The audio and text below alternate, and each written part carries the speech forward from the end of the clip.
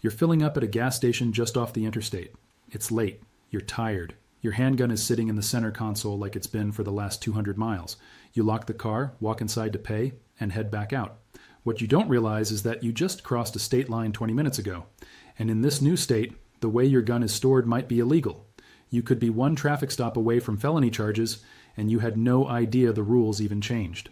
That's the reality for millions of Americans right now. Gun laws shift from state to state, sometimes mile by mile, and most people don't find out they broke the law until it's too late. The problem isn't that people want to break rules. It's that the rules themselves are confusing, contradictory, and constantly changing. The Second Amendment is supposed to protect your right to keep and bear arms, but depending on where you're standing, that right can look very different. Some states treat gun ownership as a fundamental freedom. Others treat it like a privilege you have to earn, and the gap between those two approaches is getting wider every year. So here's what we're going to do. We're going to walk through what the Second Amendment actually says, what it was meant to do, and why there's so much confusion around it today. We're going to talk about how courts have interpreted it, why different states have wildly different laws, and what that means for you if you own a firearm or think about carrying one. And we're going to do it in plain language, without the legal jargon, so you can actually understand what's going on. If that sounds useful, go ahead and subscribe right now. This channel is built for people who want straight answers about gun laws without the hype or the politics. Just clear, honest breakdowns that help you stay informed and stay out of trouble. Let's start with the Second Amendment itself. It's only 27 words long. A well-regulated militia, being necessary to the security of a free state, the right of the people to keep and bear arms shall not be infringed. That's it. Those 27 words have sparked more debate, more lawsuits, and more confusion than almost any other sentence in American law. People argue about every part of it. What does well-regulated mean? Who counts as the people? What does bear arms include? And what does it mean to infringe on that right? Here's the core tension. Some people read that amendment and see an individual right. They say it protects your personal ability to own and carry a gun, period. Other people read it and focus on the militia part. They argue it was meant to protect state militias, not individual gun owners. For most of American history, courts didn't spend much time sorting this out. It wasn't until the last few decades that the Supreme Court really dug into what the Second Amendment means in modern life, and when they did, everything started to shift. In two major cases, the Supreme Court said clearly that the Second Amendment protects an individual right. That means you, as a person, have a constitutional right to own a gun. It's not just about militias or military service. It's about your ability to protect yourself, your home, and your family. But here's the catch. That right is not unlimited. The court also said that reasonable regulations are allowed. States can pass laws about who can own guns, where you can carry them, and how they need to be stored or registered. The question is, what counts as reasonable? And that's where things get messy. Every state answered that question differently. Some states said reasonable means minimal rules. You can carry a gun almost anywhere, no permit required. Other states said reasonable means strict control. You need a permit, a background check, a training course, and a good reason before you can carry. And depending on where you live, your Second Amendment rights can feel totally different. A person in Vermont might carry a concealed handgun with no permit at all. A person in New York might spend months applying for a permit and still get denied. Same country, same constitution, completely different rules. Now, courts have been trying to figure out how to handle this. In recent years, the Supreme Court laid down a new framework. They said that when a court looks at a gun law, it needs to check two things. First, does the Second Amendment's text cover what you're trying to do? In most cases, the answer is yes. Owning and carrying a gun is covered. Second, is there a history of regulating that activity? This is the key part. If states want to restrict your gun rights, they have to show that similar restrictions existed back when the Second Amendment was written. If there's no historical tradition of that kind of law, then the restriction is unconstitutional. This historical test has changed everything. It's forced states to go back and justify their laws with evidence from the 1700s and 1800s, and in a lot of cases they can't do it. Many modern gun laws have no historical parallel. Things like permit systems, background checks, and bans on carrying in certain public spaces didn't really exist back then. So when states try to defend those laws in court, they struggle. And more of those laws are getting struck down. Here's an example. Let's say your state has a law that says you need to show a special reason to get a concealed carry permit. Maybe you have to prove you're in danger or that your job requires it. That kind of law used to be common in several states. But under the new historical test, courts have said that's unconstitutional. The government can't make you justify why you need to exercise a constitutional right. If you're a law-abiding adult, you have the right to carry. Period. Another example. Some states ban carrying firearms in all public parks. Under the old way of thinking, a court might have said that's fine because parks are family spaces, and the state has an interest in safety. But now the state has to prove that park bans existed historically. If they can't show that, the law doesn't hold up, and in many cases they can't. People carried guns in public spaces all the time back in early America. There's not a strong tradition of blanket bans on parks or town squares. This shift is happening across the country, but it's not instant. Laws don't just disappear overnight. What happens is that people challenge the laws in court. Gun rights organizations file lawsuits. Individuals who were denied permits or charged with crimes fight back, and slowly, court by court, some of these laws get thrown out. It takes time, it takes money, and it takes people who are willing to stand up and say, prove that this law is constitutional. Now, not every gun law is vulnerable. Courts have said that certain restrictions are still okay. For example, laws that keep guns away from convicted felons are generally allowed. There's a long history of disarming people who were considered dangerous. Laws that ban guns in courthouses or prisons are also usually fine. Those are considered sensitive places with a clear historical basis. But the state has to prove it. They can't just declare a place sensitive and expect the courts to agree. They have to show evidence, and that evidence has to come from history.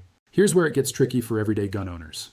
You might live in a state with dozens of gun laws on the books. Some of them might be constitutional, some of them might not, but until someone challenges a law in court and wins, that law is still enforced. That means you can still get arrested, you can still get charged, and you might have to fight it out in court yourself. Even if you eventually win, that process is expensive, stressful, and time-consuming.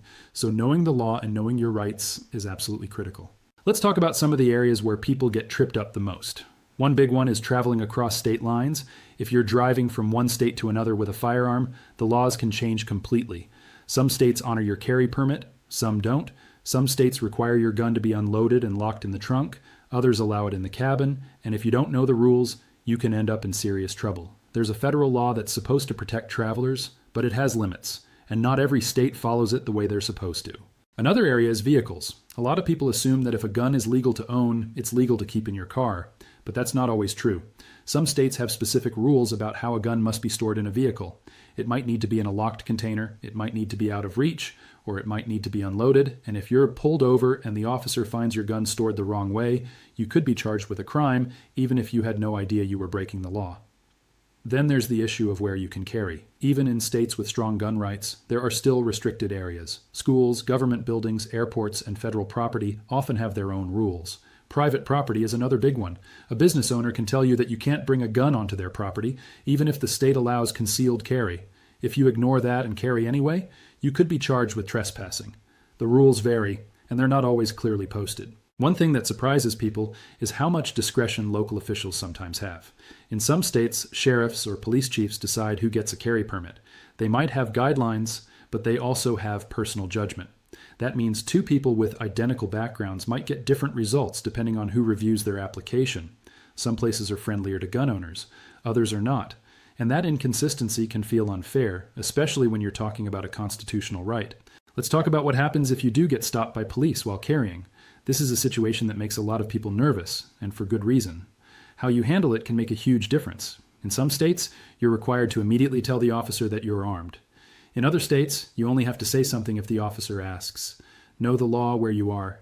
If you do have to disclose, stay calm, keep your hands visible, and follow instructions carefully. Don't reach for anything unless the officer tells you to. The goal is to keep the situation calm and clear. Here's something else people don't always think about. Even if you're doing everything legally, you still need to be smart about how you carry and store your gun. If you leave a firearm in your car and it gets stolen, that's not just a loss for you. That gun could end up being used in a crime. If you carry in a way that's careless or reckless, you could put yourself or others at risk. The law might give you the right to carry, but that right comes with serious responsibility. You need to be trained, you need to be aware, and you need to take it seriously every single day. Now, I want to touch on something that's happening right now. Laws are changing faster than they have in years. Court decisions are coming down that affect how states can regulate guns. New challenges are being filed in states with strict laws. And depending on how those cases turn out, the rules in your state might look very different a year from now. That's why staying informed is not optional. If you own a gun, you need to know what's legal today and what might change tomorrow. Subscribe to this channel if you haven't already, because we're going to keep covering these updates as they happen. You'll know what's changing, why it matters, and what you need to do about it. Let me give you a bigger picture view for a second. The debate over gun laws isn't just about safety or freedom. It's about how we interpret the Constitution in a modern world. The Second Amendment was written in 1791. The country was very different then. The technology was different. The threats were different. And the way people lived was different. So how do we apply a document from that time to life today? Some people say we should stick closely to the original meaning. Others say we need to adapt it to current realities.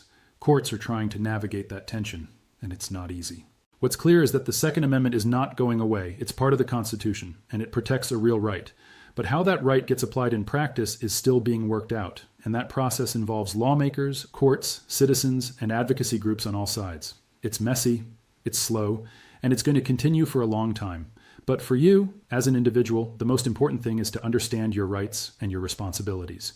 Know what the law allows, know what it forbids, and know how to protect yourself, legally and physically. Here's what I want you to take away from all of this. The Second Amendment gives you a right, but it doesn't give you a free pass. You still have to follow the rules, you still have to be smart, and you still have to stay informed. The consequences of getting it wrong are too serious to ignore. If you carry a gun without the right permit, you could lose your freedom. If you store a gun carelessly, someone could get hurt.